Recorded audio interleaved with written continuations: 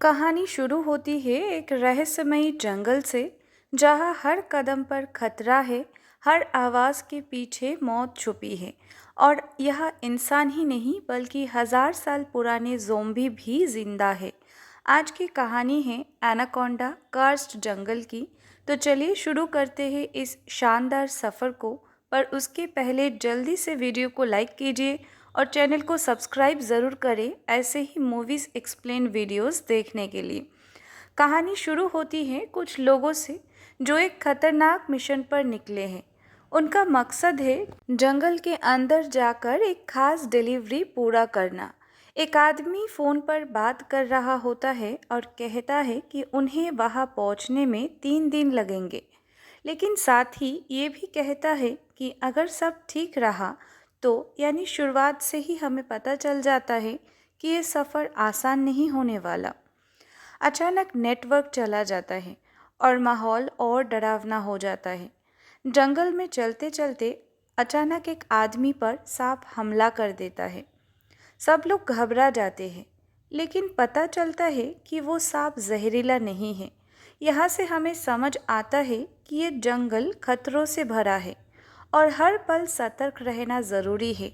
फिर कहानी एक बहुत अजीब मोड़ लेती है। हमें पता चलता है कि वहाँ एक आदमी बलियांग है जो 1000 साल पुराने ज़ोंबी से जुड़ा हुआ है।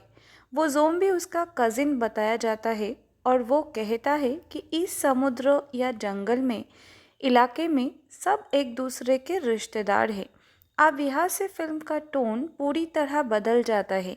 ये सिर्फ सर्वाइवल नहीं बल्कि एक सुपरनैचुरल दुनिया है।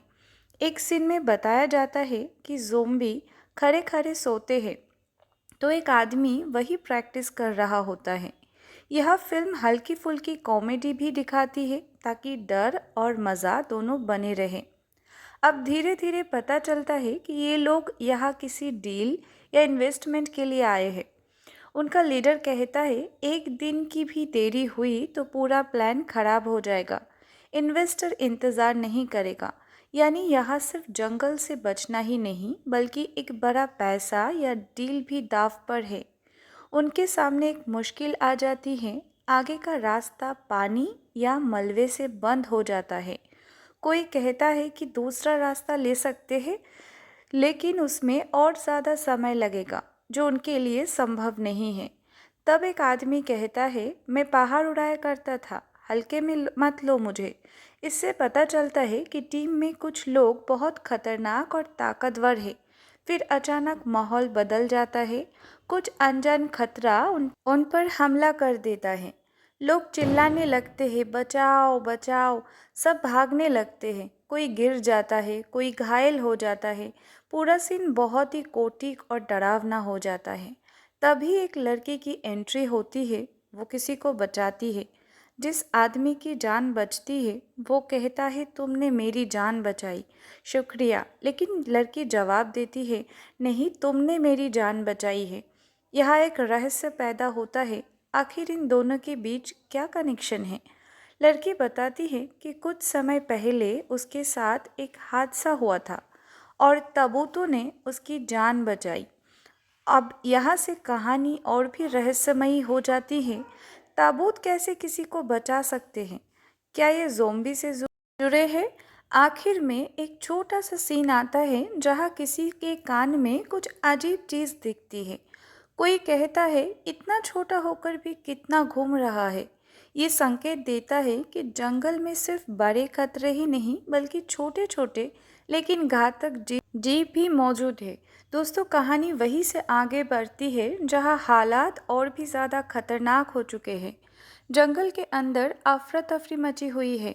सब लोग कैप्टन को ढूंढ रहे होते हैं, लेकिन वो कहीं नहीं मिल रहा। धीरे धीरे सबको एहसास होता है कि कैप्टन गायब नहीं बल्कि शायद किसी खतरनाक चीज़ का शिकार हो चुका है। अचानक अजीब आवाज़ें आने लगती हैं और डर का माहौल बन जाता है। तभी एक आदमी सच बताता है, वो कोई साधारण जानवर नहीं, 1000 साल पुराना विशाल सांप है। यानी एक राक्षसी एनाकोंडा जो इंसानों को भी निगल सकता है। सब लोग डर जाते हैं और एक दूसरे को दोष देने लगते हैं। तुमने लालच में हम सबकी जान खतरे में डाल दी, लेकिन अब पछताने से कुछ नहीं होने वाला। असली सवाल है, यहाँ से जिंदा निकलेंगे कैसे? एक आदमी लेन कहता है कि उसके पास नाव है और वो सबको 2 दिन में सुरक्षित बाहर निकल सकता है, लेकिन टीम में भरोसा नहीं है। कुछ लोग कहते हैं हमें इस पर भरोसा नहीं, तो टीम 2 हिस्से में बट जाती है। कुछ लोग लेन के साथ जाते हैं, बाकी खुद रास्ता ढूंढने का फैसला करते हैं। अचानक एक लड़की को जहरीले मधुमक्खियां ने काट लिया। बताया जाता है अगर 40 घंटे में एंटीबायोटिक्स नहीं मिले तो वो मर सकती है। अब सिचुएशन और भी सीरियस हो जाता है। लिन कहता है कि उसके पास दवाई है, लेकिन उसके साथ जाना भी रिस्की है। अब सबको समझ आता है कि ये सिर्फ भागने की कहानी नहीं, ये सर्वाइवल गेम है। लोग कच्चा खाना खाने लगते हैं। हर वक्त डर रहता है कि कोई जानवर हमला ना कर दे। खाने की खुशबू भी खतरा बन सकती है। एक लड़की अपने अतीत के बारे में बताती है, उसका छोटा भाई बीमार है। वो पैसे कमाकर उसका इलाज करवाना चाहती है, इसीलिए वो डरते हुए भी आगे बढ़ रही है। अब कहानी में बड़ा ट्विस्ट आता है। उन्हें पता चलता है कि ये कोई साधारण सांप नहीं, बल्कि क्रिम्सन एनाकोंडा है, लाल निशान वाला दुर्लभ सांप। ये दुनिया का सबसे महंगा और खतरनाक प्राणी है। एक आदमी जेव का टारगेट यही है। अगर हम इसे पकड़ ले तो जिंदगी भर अमीर हो जाएंगे। लेकिन दूसरा सच, ये जंगल का टॉप प्रेडेटर है। अपने जैसे सांपों को भी खा जाता है।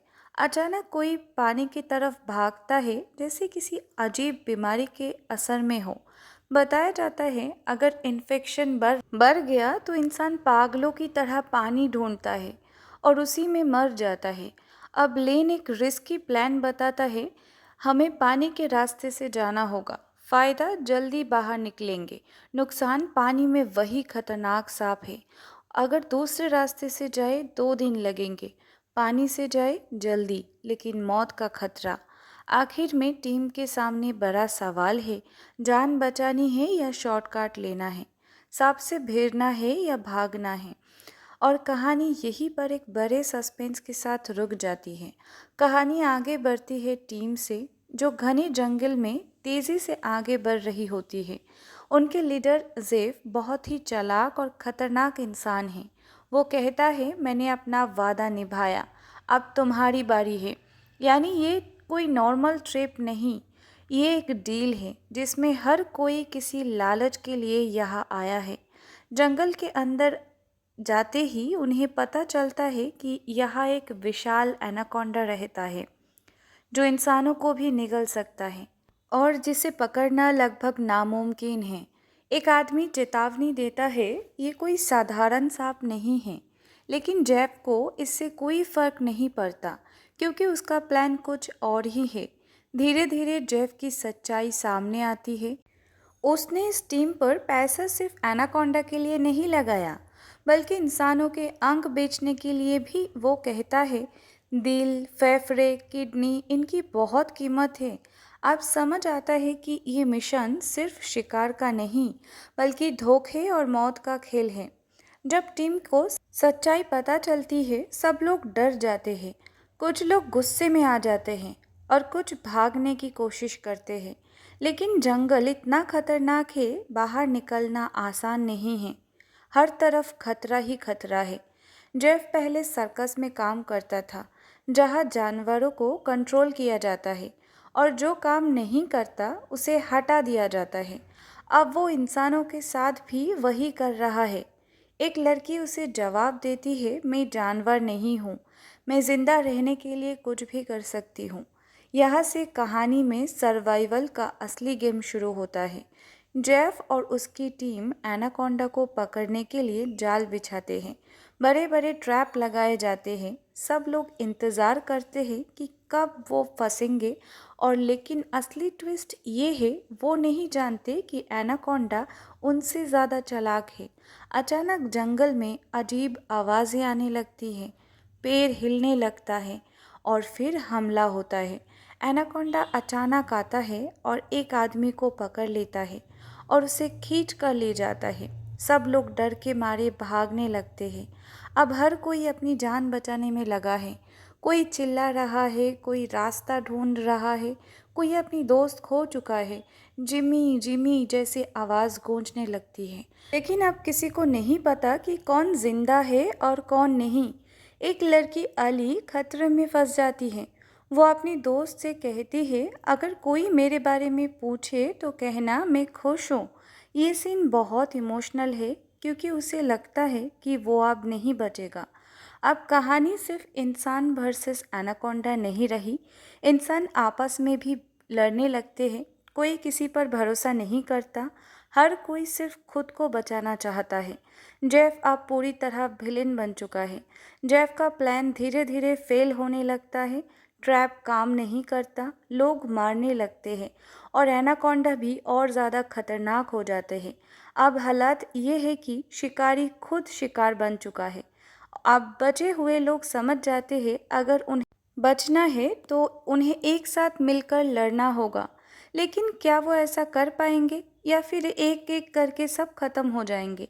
हाँ बिल्कुल, जो ट्रैप उन्होंने बिछाई थी एनाकोंडा के लिए वो प्लान सक्सेसफुल होता है। एनाकोंडा मारा जाता है और बाकी लोग अपनी जान बचाकर वहाँ से भाग गए।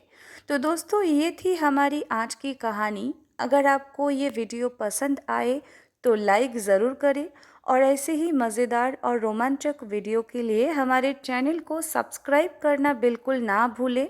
नीचे कमेंट करके ज़रूर बताइए कि आपको इस कहानी का कौन सा हिस्सा सबसे ज़्यादा पसंद आया और आप अगली किस मूवी या स्टोरी का एक्सप्लेनेशन देखना चाहते हैं। हम फिर मिलेंगे एक नया कहानी, नया ट्विस्ट और नए एक्सप्लेनेशन के साथ। तब तक के लिए अपना अपना ध्यान रखिए, सुरक्षित रहे और देखते रहिए हमारे चैनल। मिलते हैं